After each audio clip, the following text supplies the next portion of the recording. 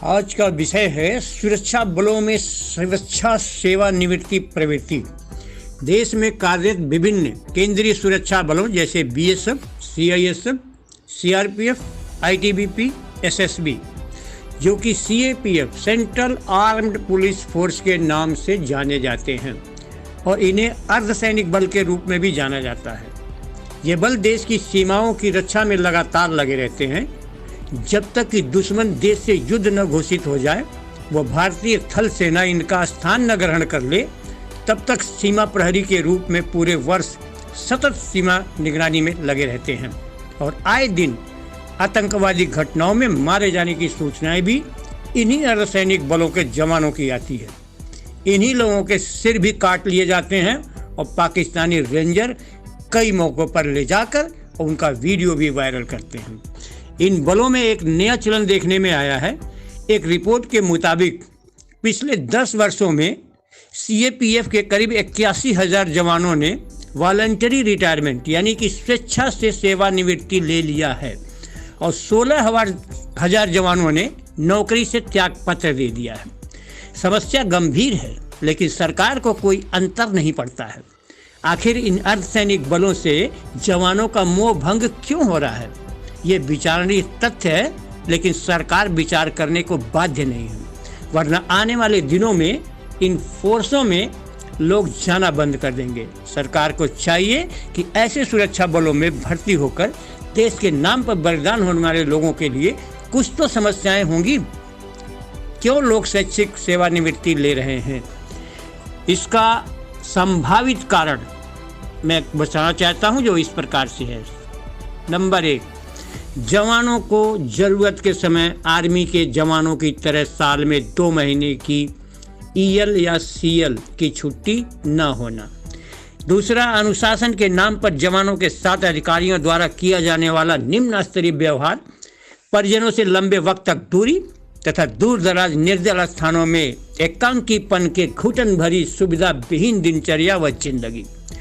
तीसरा, सीमाओं की रक्षा के अलावा आंतरिक सुरक्षा ड्यूटी जैसे चुनाव ड्यूटी, दंगाग्रस्त क्षेत्रों में लॉ एंड ऑर्डर की ड्यूटी, अशांत क्षेत्रों जैसे जम्मू कश्मीर, नागालैंड, मिजोरम, त्रिपुरा जैसे सरहदी व उग्रवादी व नक्सलवादी क्षेत्रों में ड्यूटी और सुविधाओं के नाम पर न तो शुद्ध भोजन, दवाएं, आवास तथा बच्चों की शिक्षा व्यवस्था व अन्य मूलभूत सुविधाएं कुछ भी तो नहीं है।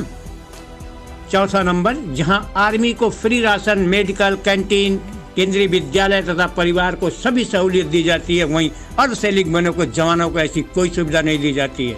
इन तथ्यों पर सरकार के स्तर से विचार किया जाना है, लेकिन ऐसा कुछ भी नहीं हो रहा है।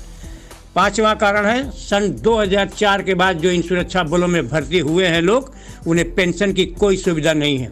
इन लोगों पर एनपीएस नेशनल पेंशन स्कीम लागू होती है, जिनमें 30-35 वर्षों तक सेवा के बाद पेंशन के रूप में 1 या 1,500 रुपये महीना मिलेगा, जो किसी भी तरह गुजारा के लायक नहीं हो सकता है। 6वां कारण है, इन अर्धसैनिक बलों में डीआईजी, आईजी, डीजी रैंक के अफसर डेपुटेशन पर केंद्र व राज्य सरकार के पुलिस विभाग से आते हैं। उनका समय निर्धारित होता है। 3 साल की सेवा के बाद वापस अपने कैडर में राज्य में चले जाते हैं। इन अधिकारियों को सीएपीएफ में बलों के जवानों से कोई लगाव नहीं होता और ये उनकी समस्याओं से उदासीन बने रहते हैं। उन्हें सिर्फ अपना और शासन के द्वारा जो भी नीतियां चलाई गई हैं डेपुटेशन के दौरान, उन्हीं का पालन किया। डेपुटेशन खत्म तो सीधा वापसी। सरकार को यह हर चीज़ पता है। भारत में बेरोजगारी भी तो सरकार की देन है, इसलिए सरकारें मस्त रहती हैं कि युवा बेरोजगार देश की सीमाओं पर मरेगा नहीं तो जाएगा कहाँ। यही वजह है कि लाइव नेशनल टीवी पर एक प्रतिष्ठित खलनायक फिल्म कलाकार ओम पुरी ने कहा था कि बॉर्डर पर मरने के लिए सरकार जवानों को वेतन देती है। यही मानसिकता सरकार की भी है, वरना सुविधाओं का टोटा नहीं होता, पेंशन बंद नहीं होती, मेडिकल, शिक्षा और कैंटीन सुविधाएं न होना क्या सरकार को मालूम नहीं है? सभी को पता है कि सेना का जवान सेवानिवृत्त होकर आता है तो उसके शहर में सोल्जर बोर्ड है जो उसकी समस्याओं को सुलझाता है और पुनः प्राइवेट नौकरी की व्यवस्था करता है। लेकिन अर्धसैनिक बलों के जवानों के लिए सरकार ने कोई व्यवस्था नहीं की है। पेंशन या सर्विस से संबंधित कोई समस्या हो तो वह कहाँ जाए?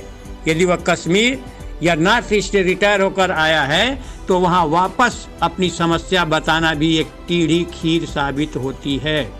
इन सब के बावजूद भी संसद पर हमले में जो केंद्रीय रिजर्व बल पुलिस जवानों की मृत्यु हुई थी, उसमें उनके परिवार आज तक दर दर की ठोकरें खा रहे हैं।